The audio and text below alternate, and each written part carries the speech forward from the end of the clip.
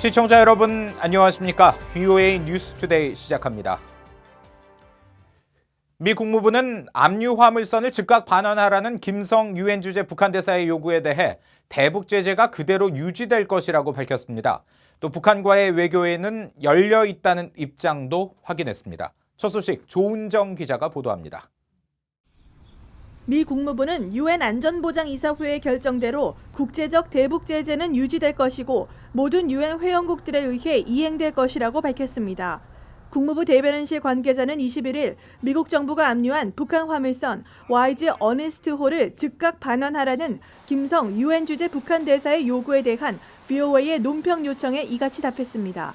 국무부 관계자는 또 트럼프 대통령은 그가 말한 대로 김 위원장이 비핵화 약속을 지킬 것으로 믿고 있고 미국은 그 목표를 향한 추가 진전을 내기 위해 북한과 외교적 협상을 펼치는데 여전히 열려 있다고 밝혔습니다.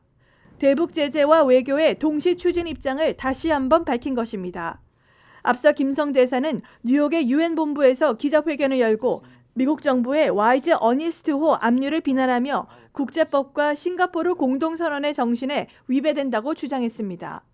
We are condemning in strongest terms this act of dispossessing of our cargo ship because this incident is early product of extreme hostile policy of the United States against DPRK.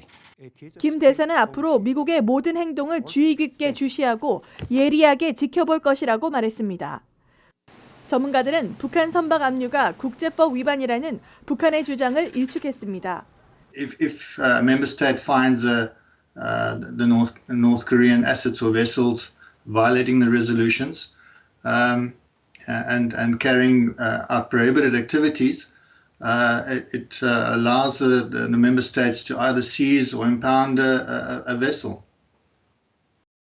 따라서 2018년 4월 YG 어니스트호를 최초로 출항 금지시킨 인도네시아 당국이나 선박을 압류한 미국 모두 국제법적 근거에 기초해 행동했다고 밝혔습니다. 스테판 두자릭 유엔 대변인도 북한이 유엔 사무총장에게 서한을 보낸 데 대해 제재 이행과 해석은 안보리가 결정하고 논의할 문제라고 확인했습니다. VOA 뉴스 조은정입니다.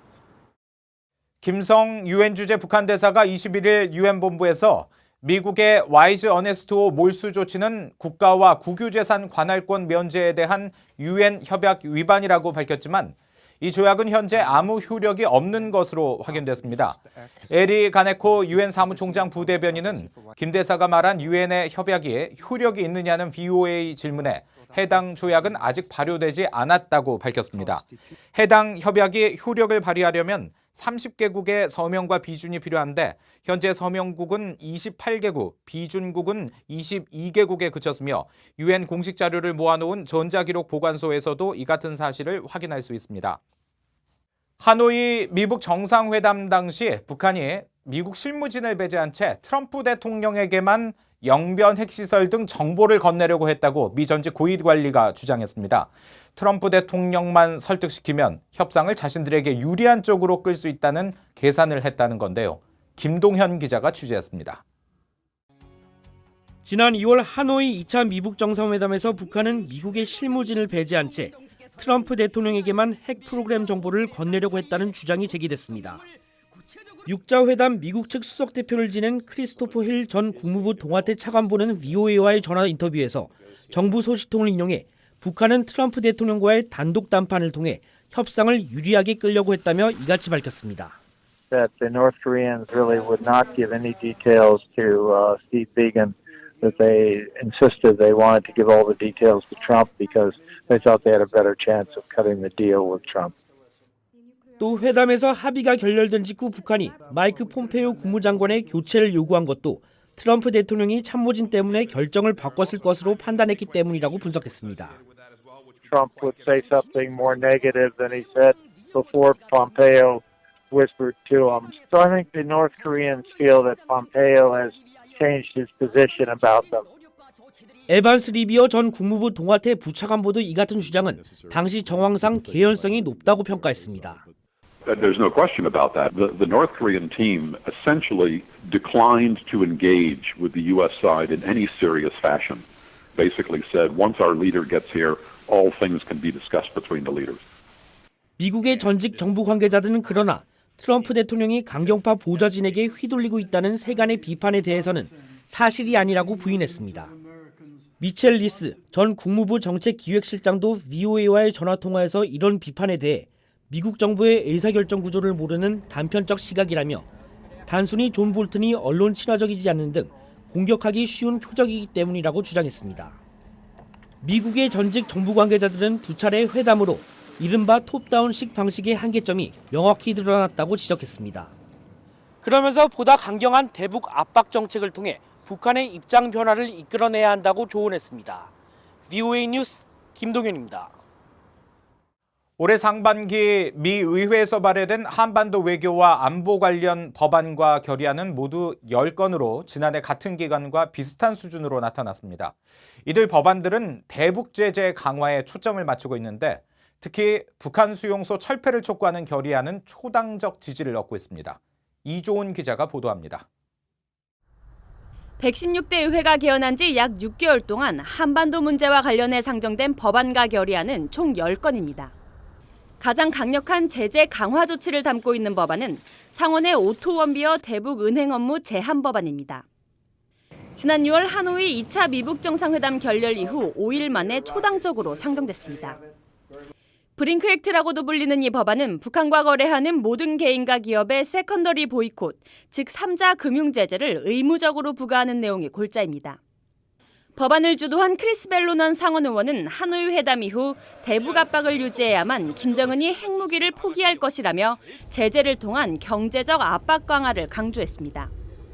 All the information suggests that we are not making a lot of progress in that direction, and that there's been a lot of leakage in the economic sanctions regime. 의회의 이런 움직임은 제재 유지를 강조하면서도 현 시점에서 추가 제재는 원치 않는다는 트럼프 대통령의 입장과는 다소 차이가 있습니다. The announcement today that the U.S. has seized a ship that was violating our sanctions, I think, is an appropriate application of maximum pressure. We have to continue to do more, and I'd like to see additional sanctions passed by the United States Congress. 상반기 의회에서는 미한 동맹과 미한일 연대에 대한 의회의 지지를 재확인하는 결의안도 집중적으로 상정됐습니다. The frictions are there over been a long period of time, but the objective is to get past those, to get to the bottom line, the major objective, the most important objective, and that is to denuclearization. 현재 계류안건 가운데 가장 빠르게 지지세를 넓히고 있는 건 하원의 북한 수용소 철폐 촉구 결의안이며 현재 의원 56명이 초당적으로 지지하고 있습니다. 한국전 종전 촉구 결의안과 재미 이상가족 상봉 우선시 법안도 꾸준히 지지세를 넓히고 있지만 의회 내 영향력이 다소 떨어지는 민주당 하원 의원 중심으로 추진되고 있어 폭넓은 지지를 확보할 수 있을지가 관건입니다. VOA 뉴스 이조은입니다. 영국은 중국 내 탈북자들의 안전을 우려하고 있으며 중국 정부에 이들의 송환 중단을 지속적으로 촉구할 것이라고 영국 외무부 고위관리가 밝혔습니다. 영국 외무부의 마크 필드 아시아 태평양 담당 국무상은 20일 중국 공안에 체포돼 강제 북송 위기에 놓인 탈북자 7명과 관련해 영국 외무장관이 중국과 한국 정부에 어떤 조치를 취했는지 묻는 의회 질의에 이같이 답변했습니다. 미국 친우봉사회 AFSC가 북한의 식량 상황과 관련한 감시 평가를 위해 다음 달 말 북한을 방문한다고 밝혔습니다. 북한의 농산물 증산을 위한 농업기술 전수 사업에 초점을 맞추면서 평양 근처 농장을 중심으로 활동하고 있는 미국 친우봉사회는 21일 VOA에 이 같은 방북 일정을 밝혔습니다. AFSC는 지난해 10월 미국 구호단체 35곳과 공동으로 도널드 트럼프 대통령에게 대북 인도 지원 제한을 완화해달라는 서한을 보내기도 했습니다. 한국 서울에서 21일 미한 동맹의 가치를 새기는 미한 자유우호의 밤 행사가 열렸습니다. 노재봉 전 한국 정부 국무총리를 비롯해 미국과 한국에서 활동하는 북한 인권단체와 정치, 법조, 학계 인사 등 600여 명이 참석한 이날 행사에서 댄 슈나이더 미국 보수주의 연합 상임이사는 미국 보수주의 연합 사명과 비전을 주제로 강연을 했습니다. 북한 문제 전문가인 미국의 고든챙 변호사는 북한의 식량 사정이 좋지 않은데 최근 북한의 쌀값이 하락하는 것은 김정은 정권이 국제사회 제재에서 벗어나기 위한 속임수라고 주장하고 한국 정부는 절대로 속아서는 안 된다고 강조했습니다. 이상으로 VOA 뉴스투데이 마칩니다. 함께해 주신 여러분 고맙습니다.